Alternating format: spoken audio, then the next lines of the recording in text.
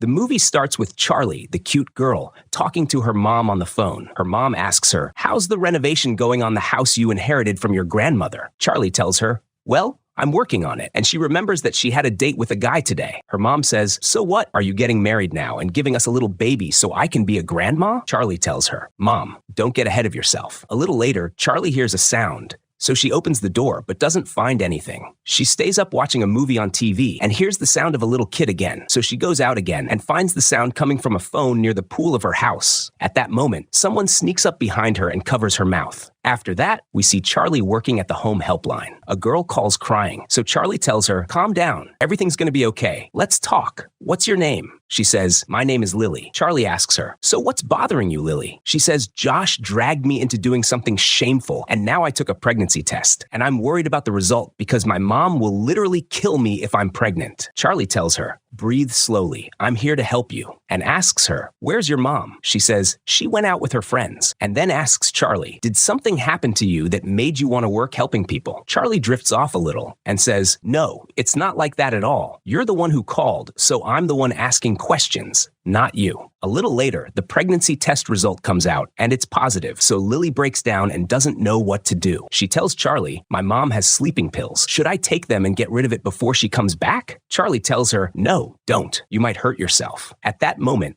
Lily's mom arrives, so Lily has to hang up the call. Charlie's mom calls her right away and asks how work is going and how her day has been. "How far did you get with the house renovation?" Charlie tells her, "I'm fine, from cooking to watering the garden. But as for the house renovation, I don't think I'll be staying here much longer. I might move to another place." Her mom asks, "And what about helping people?" Charlie replies, "Not everyone really wants help. Some call just to mess around or just to talk. But sometimes I feel like I'm making a difference and really helping them." Then her mom asks, "You watched the news like we agreed, right?" Charlie says, "No, I just saw some of it. But the voice of the guy the police arrested isn't the same as the voice of the man who attacked me that day. I'll never forget the words he whispered in my ear before he did what he did." Her mom tells her, "Everything will fade with time, sweetheart. Just don't think about it too much." Then she asks, "How much time do you have left?" And Charlie gets up and says, "I'm in my 9th month." And that's how we find out that Charlie is pregnant because of what happened. Charlie hangs up with her mom and goes out to water the garden, cook in the kitchen,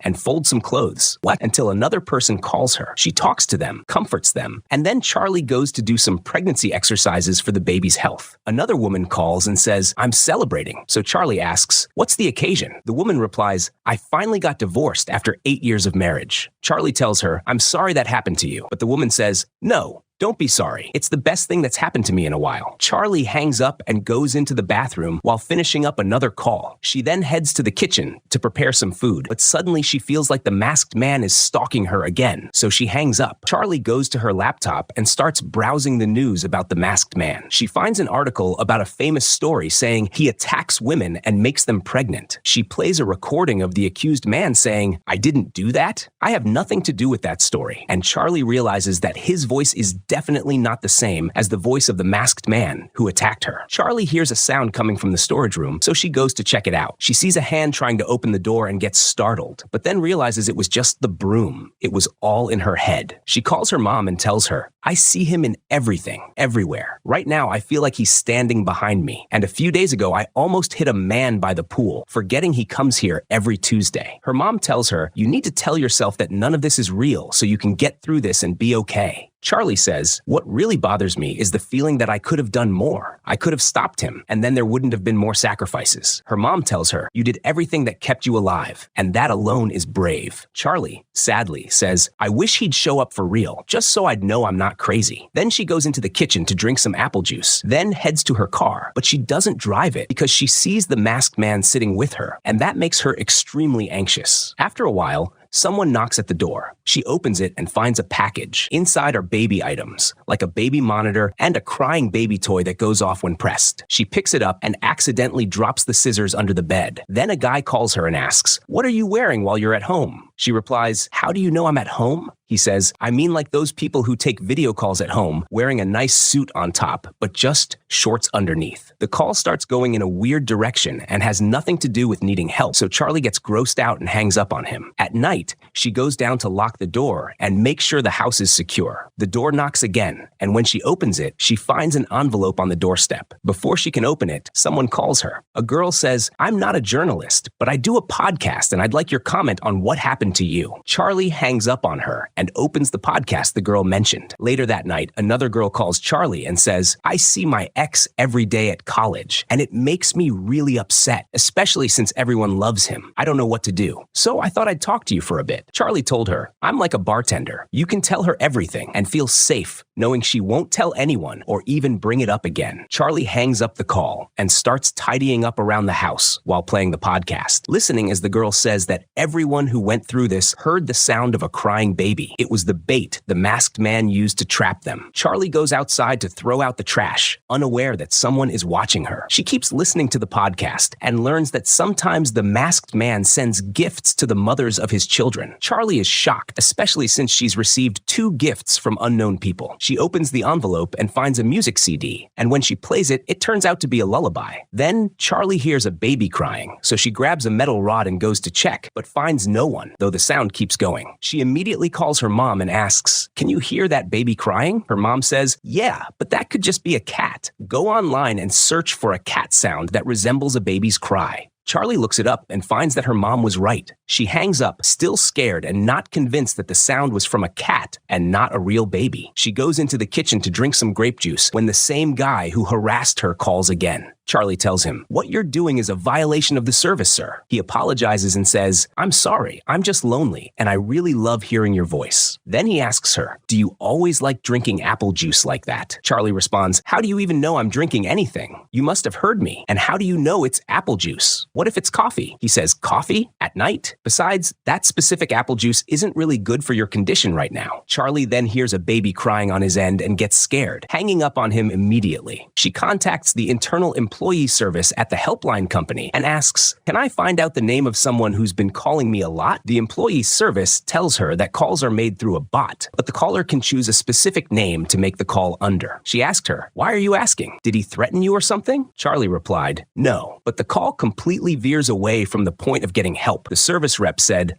he's harassing you verbally? Unfortunately, even the police don't really bother punishing people who do that. Charlie thanked her and ended the call. Then Lily calls Charlie and tells her that she didn't harm herself and that she's going to take another test. And if it confirms she's pregnant, she'll try to talk to someone, but she's not going to end her life. Charlie hears a noise outside and feels nervous. And at the same time, she's not fully focused on Lily. So Lily says, are you with me or are you distracted? I feel like you're not really here. Did what I said bother you? Charlie replies, no, it's something personal. And I'm actually happy you called me. Lily then says, maybe you could try talking to me? Charlie tells her, someone assaulted me, and he said, if I got pregnant, he'd come back after 9 months and take his child. But if I didn't get pregnant or something happened to the baby, he'd come finish me off. Honestly, I've done everything I can to get through this, but I don't know how. Every time I hear a baby cry, my heart nearly stops from the shock. Lily says, in that case, it might be really hard on you when the baby's born. Charlie tells her, the media and the police say they've caught the attacker,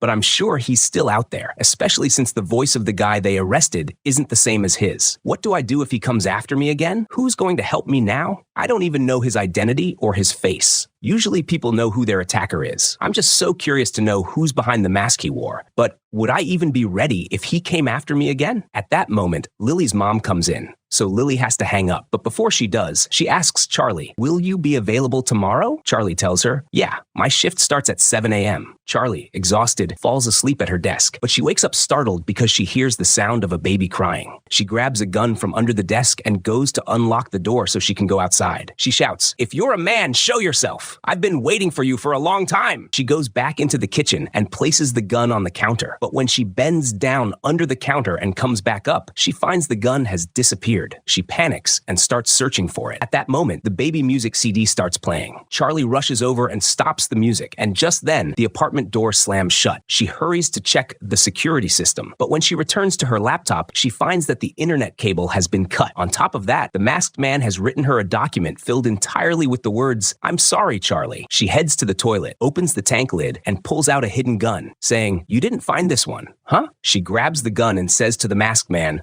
"I won't let this go until I get my revenge on you." She heads to the baby's room, and just then, the masked man speaks to her through the baby monitor. He says, "What are you wearing right now? I thought you'd recognize my voice like you said you would." Charlie replies, "Where are you?" He tells her, "That transmitter has a 300-meter range, so I'm not far. Maybe I'm right outside your door. What are you gonna do now? Try to run?" Charlie does try to escape, but he's already waiting in her car, so she runs back inside. She tries to lock the door using the security system, but he tells her, "No use. I changed the password." Charlie, trying to stay calm, says, "What do you want from me?" He says, "All I want is to witness the baby's birth, to see him, and then I'll leave." Charlie walks away and heads to the backyard. She was just about to escape when he appears in front of her, so she runs back again. The masked man speaks to her over the monitor and says, "Don't try to run. I'm watching you. I see everything. The front door, the back, the living room, your kitchen, your bathroom. I see it all. So don't try anything, or I'll come take the baby out by force." Charlie manages to slip away and was about to jump over the wall and escape, but then she remembers what she told Lily, that sometimes she wishes she could see him again just to know she's not crazy. So Charlie turns back and re-enters the house, but she starts feeling labor pains. The masked man says over the monitor, "So, is the baby coming now? And you were gonna run? Why'd you come back?" Charlie said to him, "So you're watching me? Fine. Why don't you come face me like a man?" But he kept provoking her, so she said, "No, I don't have the patience to wait for you." And she threw the walkie-talkie away, then went to the kitchen and drank some apple juice. The labor pains started getting stronger. She saw the masked man watching her from the front door and through the windows, so she closed all the curtains and turned off the lights. The masked man entered and started searching for her. He noticed the trail of amniotic fluid on the floor and the sonogram pictures of the baby. He heard the sound of a baby crying and followed it, only to find Charlie had turned on the crying baby toy. She told him, "No baby comes out that fast." She pulled the trigger of her gun, but it didn't fire. The masked man said, "You really thought I wouldn't get to that gun too?" He hit Charlie, and she collapsed. She tried to reach for the scissors under the bed, but passed out before she could grab them. When she woke up, she was tied to a chair, and the masked man told her, "Don't bother struggling. You need to relax. I hope the baby is okay, because if not, I'll end you." He tried to get close to her, but when she resisted, he hit her again